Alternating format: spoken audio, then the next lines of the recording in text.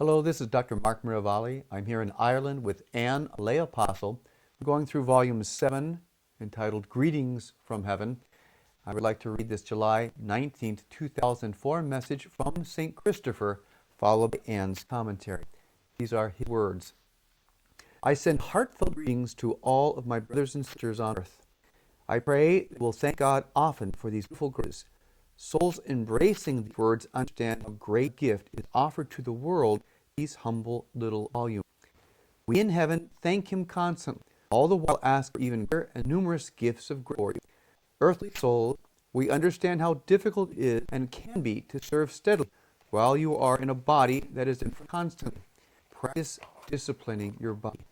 Say no to your body on occasion, so that understand your soul is in charge. If your body is acting, your soul will not be honored as much as it should be.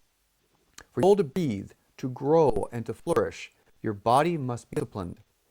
Fasting is a good way to let your body understand that it is not in charge. When you fast, you deny your body and nourish your soul. Your soul grows strong and confident during these periods.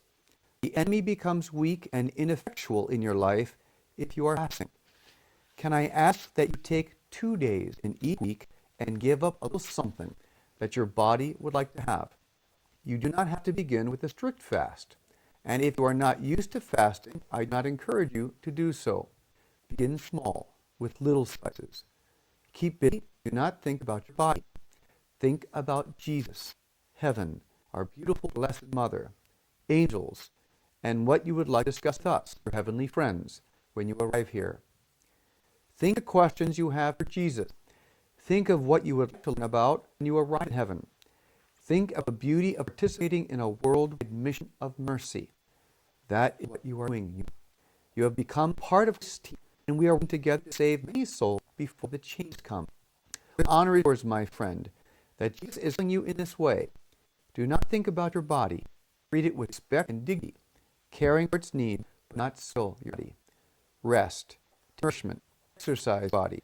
Jesus is not asking for rigorous fasts or penances, but He would greatly be pleased with a little self-denial. Fast for heaven.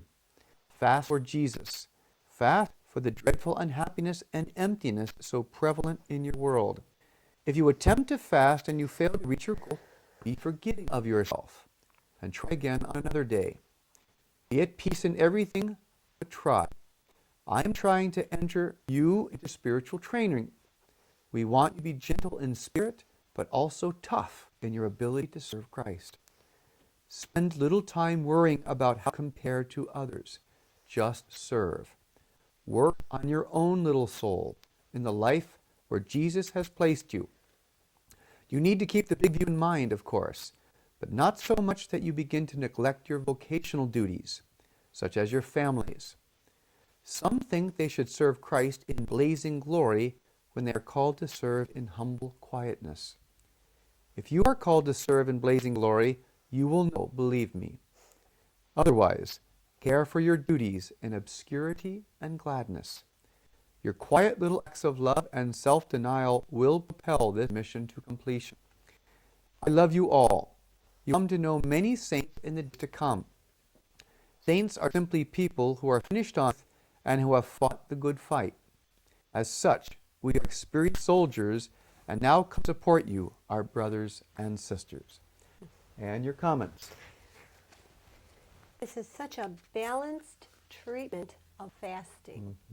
There's a lot of discussion about fasting. As people who seek the Lord's will, we have to be in charge of our bodies, and we can't spoil them. And I think in this time, the body has kind of become like a focus. It's been so glorified. So Christopher says, first of all, he said, it was beautiful. Thank God for these messages and graces. You know, Mark, the apostles do that. The lay apostles are so grateful to God that they do appreciate, which I think is beautiful. Yeah, and I have to say here, he's saying, so touches my heart. The volumes are like the Bible of the movement, analogously, right? The Bible is the Bible. That's right. But for this movement, the volumes are the books of the New Testament. And that's why the focus has to be there over and over, because the words are so beautiful. And I feel that Jesus directs us individually through the words of these volumes. So I was very happy when St. Christopher mentioned and that. the grace is in the day. So for lay apostles, they have to go back to the volumes. Always have something next to that. There has to always be a little something, either start with or finish with in the day. So back to this fasting. Okay, he says fasting lets your body understand that it is not in charge. And if you become accustomed to say no to your body in this way, it will become easier to say no to your body in other ways. He says the enemy becomes weak when you fast. The influence of the enemy becomes weak. So then how does he want us to do this? Take 2 days and give up something. And he even says, don't begin with a fast if you're not used to fasting. Because why? You'll fail. Right. You'll become discouraged. And he says, if you do fail, don't worry about it. Just try it again on another day. They're so gentle. If we were as gentle with ourselves as they are, we wouldn't get discouraged, I don't think. So he says, Jesus is not asking for rigorous penances and fasting. Now, that is not to deny that some people or orders might be called to more rigorous fasting and penance. Generally, the Lord is not asking for any over the top. A hugely important message for us: don't compare yourself with others. Just don't compare yourself with others, because we'll never find it to be a good thing. That always distresses us. And then he said, if you are called to do, he says, some apostles want to do things in blazing glory. He says, if you're called to that, you'll know. You'll know. It'll hit between the eyes, right? And with this, it's also beautiful how St. Christopher, and by the way, with people like St. Christopher and St. Philomena, who have been taken off calendars because of lack of historicity. But St. Christopher is an unknown saint. Okay. After his name, St. Christopher, an unknown saint. Okay. Yes. Okay. Because with the case like St. Philomena, whose devotion continues and is powerful, these testimonies are beautiful, and it keeps us aware of how many saints we have up there interceding for us.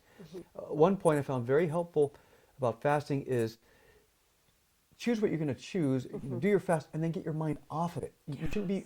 This should not be an introspective process. That's right. Choose what the fast, and then do what you're supposed to do. Focus on Jesus. Focus on heaven. Focus on the tasks. Don't focus on the fasting, because then the fasting becomes the end of a means of union with Jesus and a means of protection. That's right. It gets bigger and bigger and bigger. And what you've done is stop drinking pop for a day. Right. And this becomes this. Yes. And he says, focus on what you want to ask us when you get to heaven. He gives us ideas. Exactly. So fasting for protection, for peace, for discipleship, for apostolate. Thanks, Anne.